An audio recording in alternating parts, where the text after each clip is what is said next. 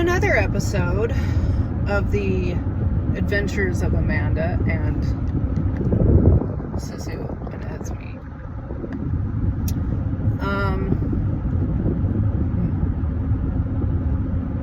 Accountability.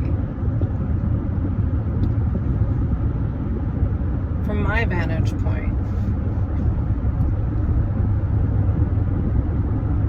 as a culture, worldwide probably even, but I can only speak to my experience. As a culture, it is normalized and encouraged for people to not take accountability for their actions, because it's so much easier for all of us for something to happen, and instead of looking within at our coping mechanisms, our machinations, our woundedness, and trying to connect all the pieces to understand why we are the way that we are, it's so much easier to point the finger outwardly and to villainize another human being. Because if we can make someone else the monster, A, we don't have to look within at self, and B, we get to disempower ourselves by making ourselves a victim. God knows I did that for a long time in my life because I didn't know better. Once you know better, you do better. And how do you do that? By knowing thyself, by taking the time to sit and take radical accountability for all the choices you have made in your life and connecting the dots of why those things exist. Why am I defensive? Why do I deflect? Why do I have a fear of abandonment? Why do I have rejection wounds?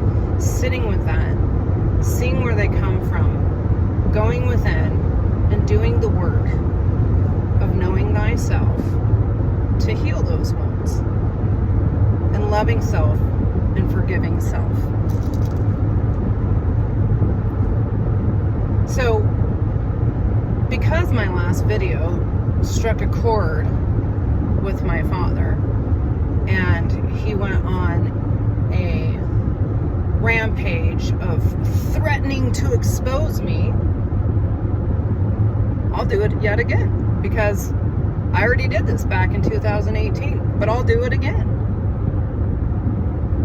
In 2011, July 1st to be exact, my mother, who was an alcoholic, and I were having a conversation as recommended by my daughter's therapist. And I could go into all the details and all the history, and it doesn't matter. My mom and I were having a conversation, and she was highly intoxicated, and she got in my face. And I snapped. And I punched my mom in the face, I think 8 to 10 times. I fucking snapped. I did that.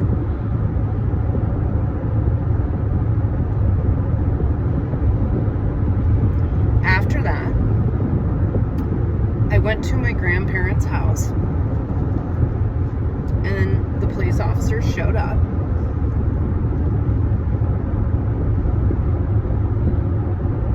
And I told them exactly what I had done. I was arrested. I went to jail. I went to court the next morning amidst people who were my co-workers, professional people that I worked with in my field. And I felt so much shame and so much embarrassment, so much guilt through that process, I pled no contest. I was put on probation for a year. I was already in counseling through the VA, so I had to continue with that. There was a financial compensation, and I completed my probation. And as a result of that happening, my mom took out a protection order against me. And when we were in court for that, I begged and pleaded for her to not do that, because that would essentially affect my daughter to not have any contact.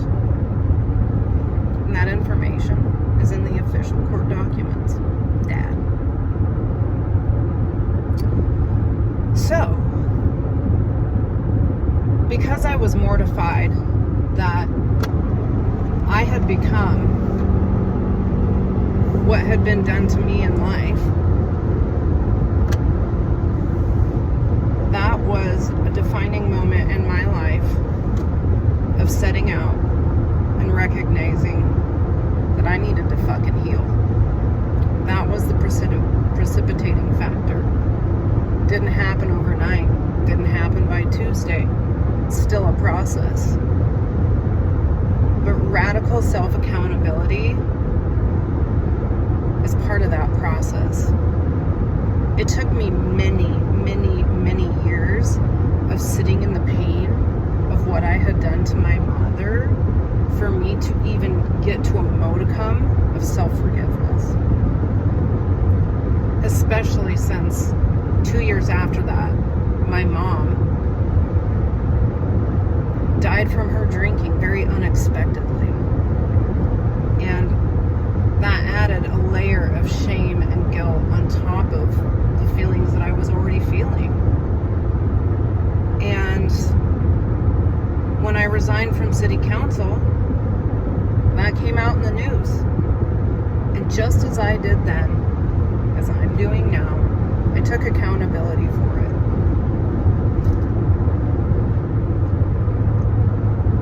I won't deny it happened. And to be perfectly honest, while I would love to have never done that,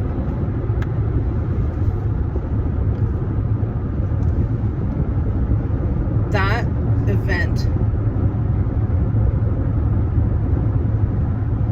was so jarring that was what set me off on this journey. And the relief that I feel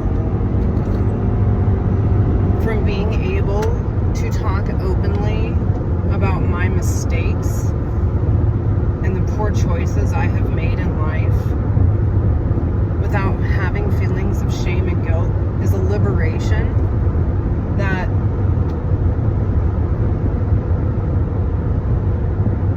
is a gift. And so, because my dad threatened to expose me, I'm exposing myself. I'm not fucking perfect. I've never claimed to be. But what I am is honest. What I am is someone who can have integrity. And part of that is accountability. I can never undo what I did.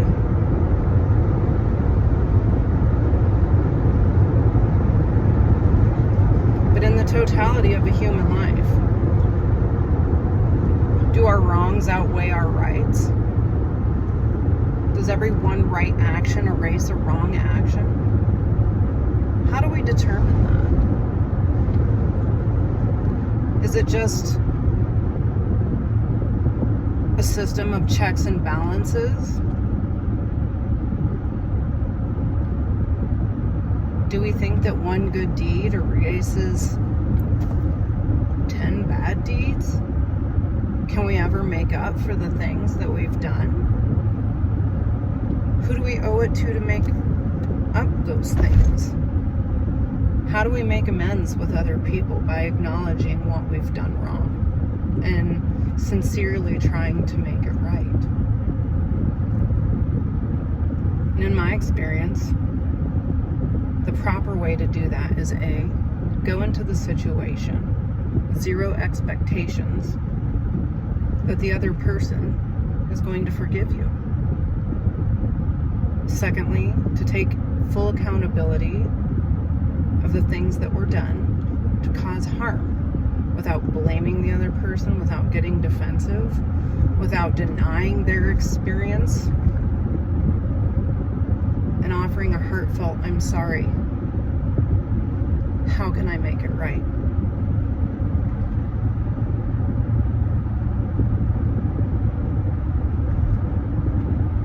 I spent the better part of my career in social work and my brief stint in politics trying to make a living amends to my mother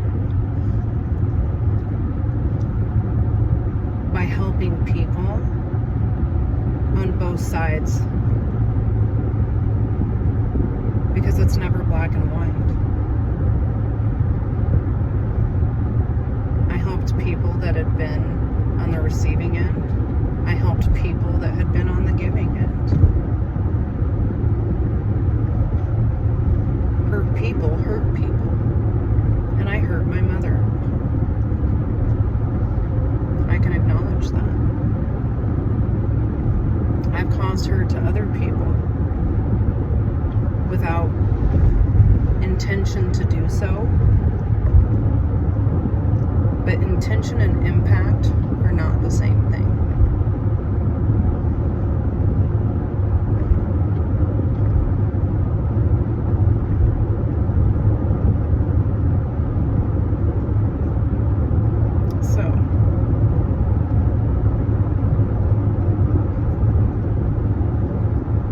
There you go, Dad.